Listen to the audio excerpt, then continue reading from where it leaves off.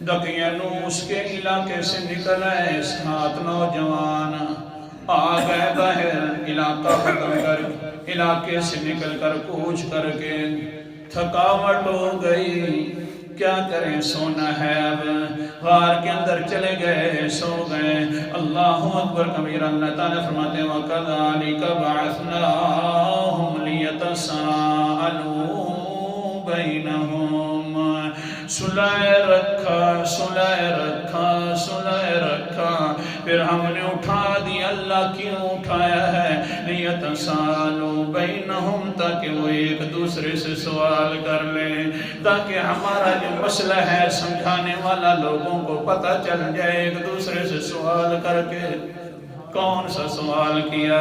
قَالَ قَائِلٌ مِّنْهُمْ كَمْ لَبِثْتُمْ، ان میں سے ایک بولنے لگ گیا، اچھا جی دقیانوس کی بادشاہ کے اور بادشاہ کے علاقے سے نکل کر سو گئے تھے، کتنا سوئے ہیں؟ آگے سے دوسرے کہنے لگے قالوا لبثنا یوما او بعض یوم۔ اللہ اکبر کبیرہ۔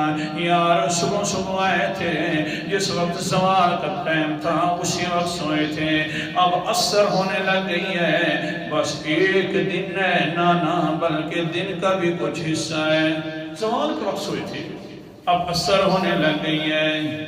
اللہ اکبر کبیرہ۔ پھر سب نے اتفاق کر لیا، قالوا ربکم اعلم بما لبثتم، کہنے لگے یہ ہمارا رب زیادہ جانتا ہے جتنے تم ٹھہرے رہے، کیونکہ ہم تو نیند کے اندر تھے، وہ نیندوں سے پاک ہے، ہمیں تو اپنے ماحول کا نہیں پتا، اپنے حالات کا بھی نہیں پتا، وہی جانتا ہے۔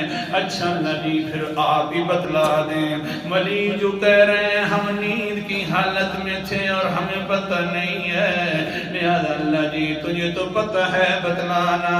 اللہ تعالیٰ سبحان اللہ فرماتے ہیں وَلَبِثُوا فِي كَهْفِهِمْ 300 سِنِينَ وَازْدَادُوا تِسْعًا، میں وہ ٹھہرے رہے اپنی غار کے اندر اور سونے والی جگہ پر 300 سال اور اوپر 9 سال، 300 سال اور اس کے اوپر بھی 9 سال، یعنی 309 سال ٹھہرے رہے۔ ولی ہیں لیکن ولایت بھی بڑی اونچی ولایت ہے، اپنی ولایت کے پرچار کے اوپر ہے، بڑے اونچے مقدس زمانے کے اوپر ہے، لیکن حال یہ ہے کہ اپنے ماحول تو اپنی جگہ پر رہ گیا، اپنی ذات کے بارے میں بھی پتہ نہیں ہے کہ کتنا ٹھہرے رہے۔